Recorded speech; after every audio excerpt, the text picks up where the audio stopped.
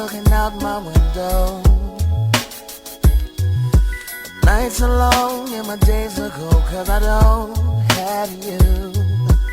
How can I be so damn demanding?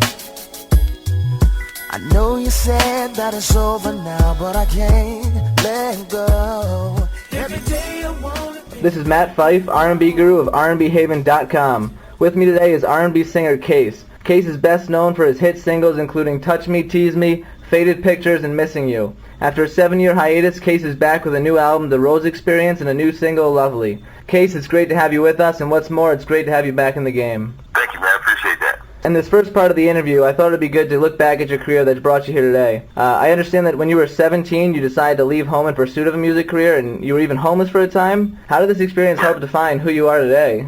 In a lot of ways, what it showed me is that a lot of times you have to go through a lot to gain a lot. It showed me that if I really, really want something, that it's going to take a lot of sacrifice, a lot of hard work, like nothing's going to come easy. Because during that time, I mean, there's not too many situations that could be more hopeless than not having a place to sleep. Now, during that time, did your musical aspirations change at all? No, not at all, because actually that was my very reason for leaving home. All I did was strengthen it because I knew why I was doing it. I looked at it kind of like it was something that maybe I was supposed to go through on my road to go where I was trying to get to. Now, a lot of artists bring their own personal experiences into their music. Did any of these struggles show up in any of your songs? I don't think they showed up in any of my songs until the new album. I think what it did do was help me with my work ethic, and it helped me to appreciate just life in general, how much effort it takes to achieve something.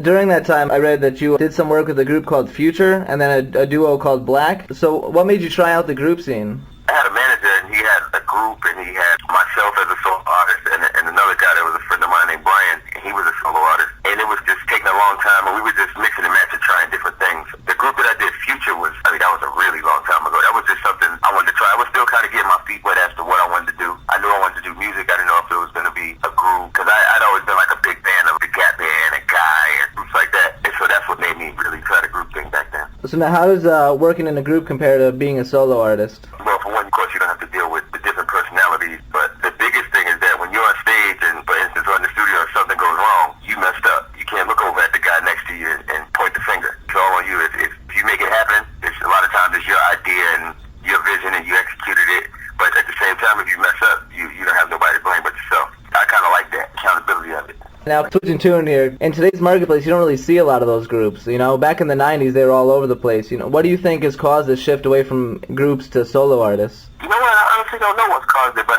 I'm pretty sure that it'll be back, because I think that music and everything else, it just goes around in a big circle, so I'm pretty sure it'll be back around to where it was. I just think that the time for groups, I mean, like you said, there was like so many groups back then, and then it changed back around to solo artists, and I think it'll be back. Bringing it back to your own career, I understand you went on to start working as a writer and background singer, doing work with Usher, Christopher Williams, and I'll Be Sure. How did you get lined up to work as a writer there?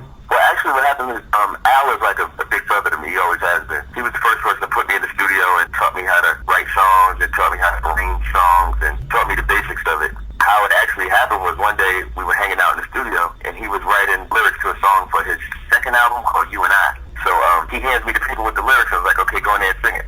So I'm like, okay, how does it go? He's like, I don't know. I'm just going to play the music and you just sing the words, however they come out. So that was my first time being in the studio recording, and I basically arranged the song on the fly.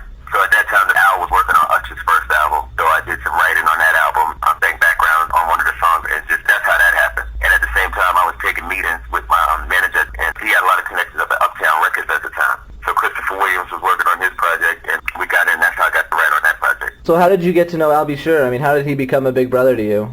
Well, we were both from Mount Vernon in New York. You know, he went to the same high school as me. I think Al left like a year before me. And we had mutual friends, and the friends that I had, they went on the business side of the music business. They knew that I was trying to be an artist, and it was basically through mutual friends. So you were discovered then by Russell Simmons, who brought you into your own solo career when he signed you to Def Jam. How did you line up the chance to meet with him? Well, what happened was I was working on demos and still trying to get heard, and I had a young lady named Misha Hilton who was managing me at the time. And, you know, she was a friend of mine from high school. She got Faith Evans to write a song for me on my demo. And she sat down, she was friends with Kimora at the time, and she took the song that Faith wrote called Don't Be Afraid and let Russell hear it, and he loved it. He said he was going to sign me, and that's exactly what happened. Now, was that song released on any of your albums? Yeah, it was actually on the first album. Moving more towards your actual music you put out, I was hoping to talk about a lot of your collaborations you've done. One of my favorite songs is the track you did called Best Man I Can Be. You did it with Genuine, RL, and Tyrese. How did this song get set up?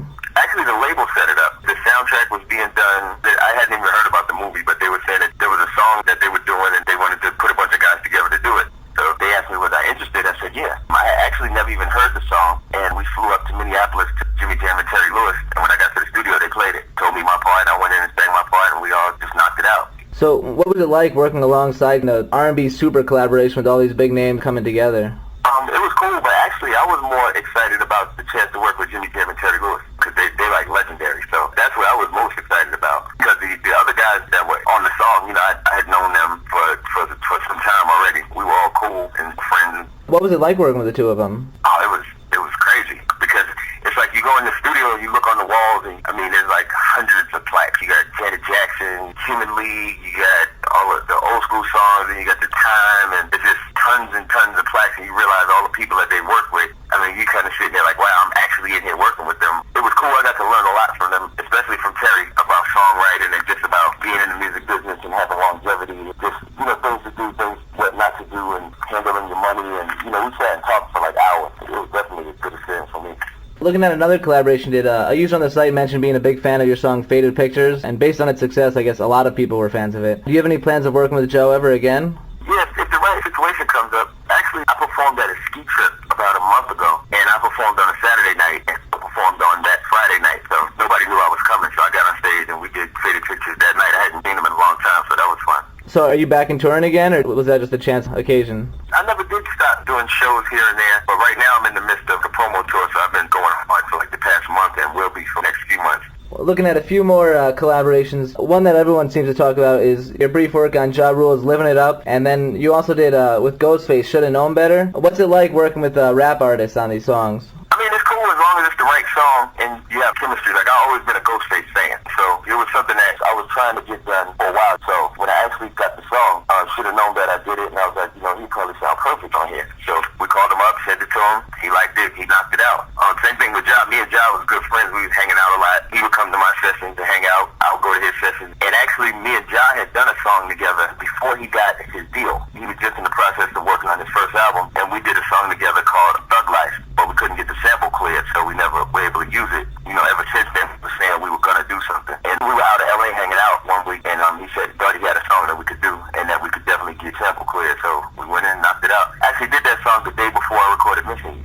So after your third album, Open Letter, it was a big success. It went gold. You went quiet after that, though, for 7 years. I understand you were working on another album at Def Jam that fell through when you had a nearly fatal gunshot wound. So what was it like during this time? Did you have any fears that your career might be over? No, actually, I didn't have any fears that it would be over. I was just wondering what my next move was going to be. I never really had the thought that it was going to be over. I just didn't know exactly what my next move should be or what it was going to be. That was probably the most trying thing. Looking at the industry today, a lot of the visitors to the site were curious to get your own opinion on the way things are right now. How do you feel about the new auto-tune technology? You know, T-Pain uses it a lot. How do you stand on that? I think the way that T-Pain uses it is dope, but the problem that I have with it is that just because T-Pain does it doesn't mean that everybody else should go running around doing it, because it's like everything starts to sound alike, you know what I mean? I think that everybody should stay in their own lane. I mean, he does that, he does a good job with it, let him do that, and let everybody else do what they do, and the people that benefit from that is the fans. I'm a big T-Pain fan, you know what I mean? So I definitely love what he's doing with it, but I just don't like the fact that everybody feels like they have to run out and do it because he's doing it.